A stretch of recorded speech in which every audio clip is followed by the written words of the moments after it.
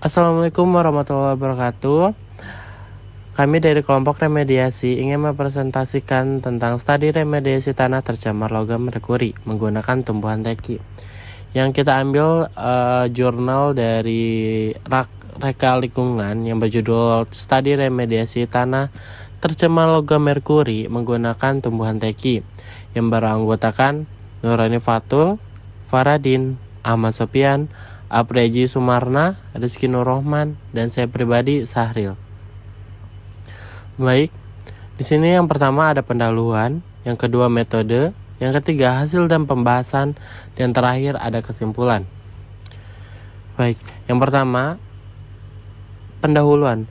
Menggunakan merkuri dalam industri seringkali menghasilkan limbah yang menyebabkan pencemaran lingkungan, sehingga untuk mengatasi pencemaran tersebut tersedia metode yang dapat digunakan. Dan salah satunya metode yang efektif untuk mengurangi kadar logam berat adalah molekul penggunaan tanaman yang dikenal sebagai fitoremediasi. Fitoremediasi merupakan proses di mana tanaman atau tumbuhan digunakan untuk menyerap, mendegradasi, menstabilkan, atau menghancurkan bahan pencemar, terutama logam berat dan senyawa organik lainnya, menurut Finarti dan kawan-kawan pada tahun 2002. Yang kedua, tidak semua tumbuhan memiliki kemampuan untuk secara efisien menyerap logam berat dalam jumlah besar yang biasa disebut dengan hiperkumulator. Penelitian ini bertujuan untuk menginvestigasi menggunakan metode fitoremediasi dengan menggunakan tumbuhan teki atau rotundus dalam mengatasi kontaminasi logam berat di tanah. Tumbuhan teki dipilih karena mudah ditemukan di berbagai tempat, dan yang paling utama adalah tumbuhan ini tidak dikonsumsi oleh manusia. Selanjutnya akan dijelaskan oleh teman saya, Rizky Nurrohman. Selanjutnya ada metode penelitian. Sampel yang digunakan adalah tumbuhan teki atau Cerotundus. Dan proses F-teromediasinya dilakukan secara ex situ, yang berarti kondisi lingkungan dan dengan penelitian disesuaikan agar menyerupai kondisi lingkungan aslinya. Penelitian ini dilakukan dengan menggunakan media reaktor dan rumah kaca sederhana. Reaktor yang digunakan menggunakan bahan kaca dengan ketebalan 5 mm berukuran 20 x 20. Sedangkan rumah kaca sederhananya dibuat menggunakan plastik UV. Penelitian ini dilakukan dengan membandingkan dua variasi waktu remediasi, yaitu 14 dan 28 hari. Berikut ini adalah tabel rincian pelakuan masing-masing reaktor. Reaktor yang pertama dengan berat tanah 4 kg, konsentrasi larutan merkuri pencemarannya tidak ada, volumenya tidak ada, dan waktu panennya selama 28 hari. Lalu reaktor yang kedua, berat tanahnya 4 kg, konsentrasi larutan merkuri pencemarannya 10, volumenya 200 mm, waktu panennya 14 hari. Yang ketiga, reaktor yang ketiga, berat tanah sama 4 kg, konsentrasi larutan merkurinya juga sama 10, volumenya 200 ml, waktu panennya selama 28 hari. Lalu ada alat dan bahan. Alat yang digunakan yaitu mercury analyzer, neraca analitik, oven, reaktor, mortar dan alu, corong, peralatan gelas atau Pyrex, hotpad atau Simarek. Sementara bahan-bahannya yaitu ada HCl O4 pekat, H2SO4 pekat, HNO3 pekat, KMnO4 5%, SnCl2 2H2O, hidroksil amin hidroksiklorid atau HONH3Cl 10%, larutan merkuri 10 ppm, sampel tanah, tumbuhan teki atau Cerotundus, Aquades, Parasaring Wattman nomor 42. Teknik analisa data. Kadar Hg dalam tanah dan tumbuhan.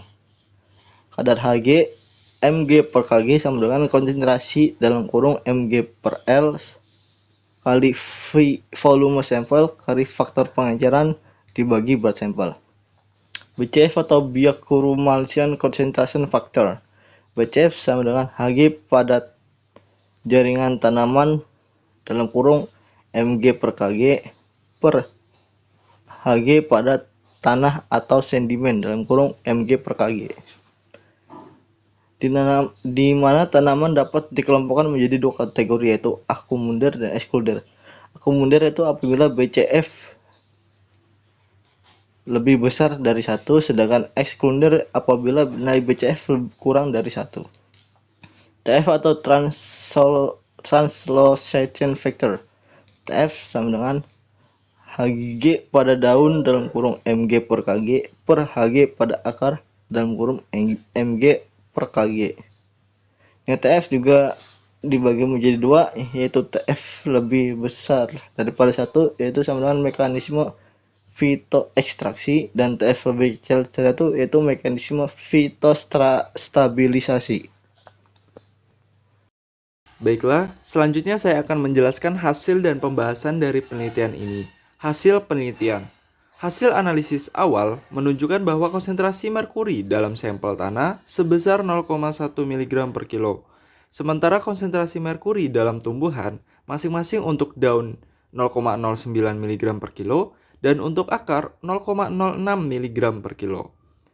Tumbuhan teki dibiarkan tumbuh selama 3 minggu setelah proses penanaman biji. Kemudian, tanaman dengan fenotip yang serupa dipindahkan ke dalam reaktor, digunakan 2 reaktor uji. Setelah dipindahkan, tanaman tersebut dibiarkan selama 1 minggu sebelum dilakukan tahap selanjutnya.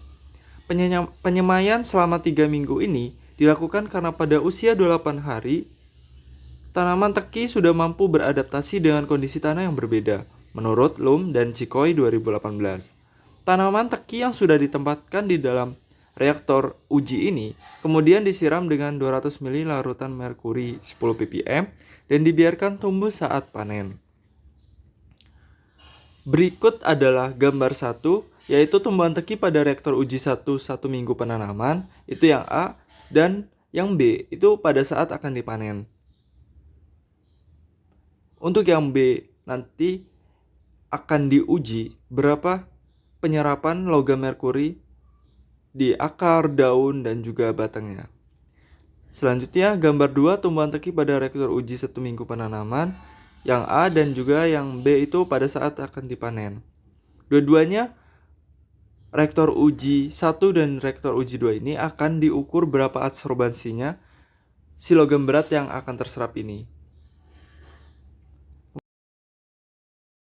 Untuk selanjutnya ada hasil dan pembahasan. Itu dijelaskan proses penumpukan logam merkuri oleh tumbuhan teki ini, yaitu ketika akar menyerap logam berat, tumbuhan menghasilkan enzim reduktase di membran akar yang bertugas mengurangi bentuk logam berat tersebut. Nah, setelah itu, merkuri ini diangkut melewati jaringan pengangkut tumbuhan, yaitu jaringan xilem dan jaringan phloem, ke bagian-bagian lain tanaman.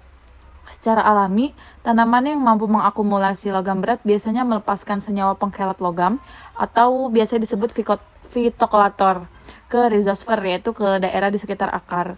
Nah, fitokelator ini dapat meningkatkan ketersediaan hayati logam yang awalnya terikat erat oleh tanah dan membantu dalam pengangkutan logam ke jaringan tanaman. Dan adapun untuk struktur senyawa fitokelatin, di sini dia terdiri dari asam glutamat, ada sistein, dan juga ada glisin.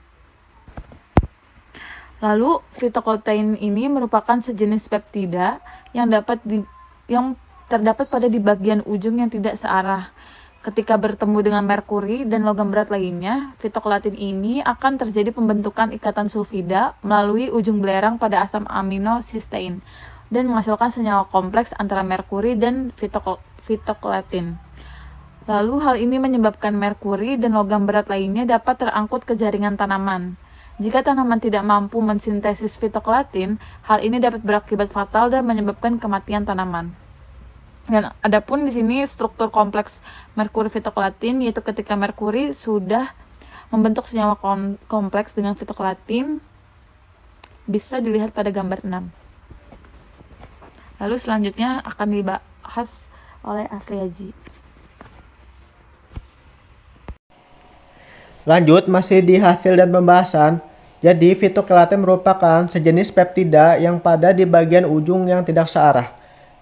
Ketika bertemu dengan merkuri dan logam berat lainnya, fitokelatin akan terjadi pembentukan ikatan sulfida melalui ujung belerang pada asam amino sistein, menghasilkan senyawa kompleks antara merkuri atau Hg dan fitokelatin. Hal ini menyebabkan merkuri dan logam berat lainnya dapat terangkut ke jaringan tanaman. Jika tanaman tidak mampu mensintesis fitokelatin, hal ini dapat berakibat fatal dan menyebabkan kematian tanaman. Bisa kita lihat di sini ada gambar struktur kompleks merkuri fitokelatin.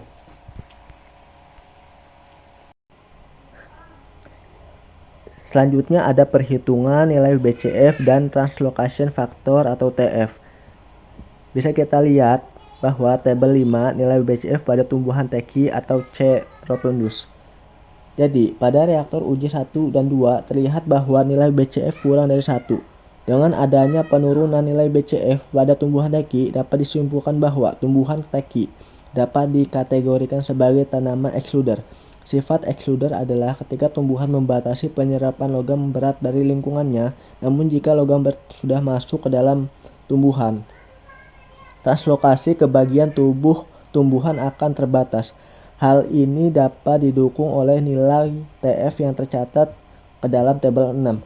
Bisa kita lihat bahwa tabel 6 diperoleh nilai TF pada reaktor kontrol sebesar 1,50, sedangkan pada reaktor uji 1 nilainya sebesar 1,13 dan terjadi peningkatan nilai TF pada reaktor uji 2 sebesar 0,16. Nilai TF yang tinggi menunjukkan kemampuan tumbuhan teki dalam mentranslokasikan logam berat merkuri dari akar ke daun.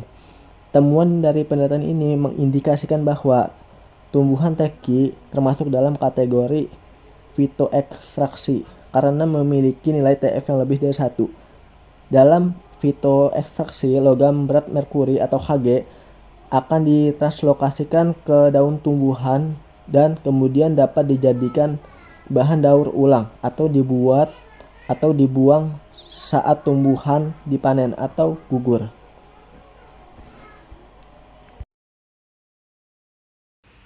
Kesimpulan. Hasil penelitian ini menunjukkan bahwa tumbuhan teki C. rotundus memiliki potensi sebagai tanaman yang dapat digunakan untuk proses fitoremediasi, di mana efektivitas fitoremediasi yang dicapai adalah 41,5% untuk reaktor 1 dan 56% untuk reaktor 2.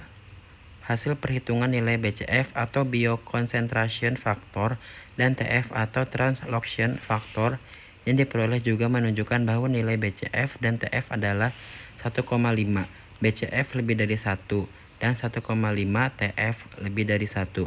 Pada reaktor uji 1, nilai BCF adalah 0,451 BCF kurang dari 1 dan TF adalah 1,13 TF lebih dari 1. Sementara itu, pada reaktor uji 2, nilai BCF adalah 0,568.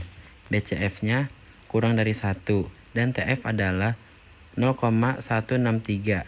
TF kurang dari 1. Dengan demikian, tumbuhan teki dapat membatasi penyerapan logam berat dalam lingkungannya, namun masih mampu mentranslosasikan logam berat ke dalam tubuh tumbuhan melalui mekanisme fitoekstraksi. Di sini ada daftar pustakanya. Kita ambil dari jurnal Ahmad, SSJ, Sumitra, dan Borolo, SMA. Terima kasih. Kurang lebihnya mohon maaf.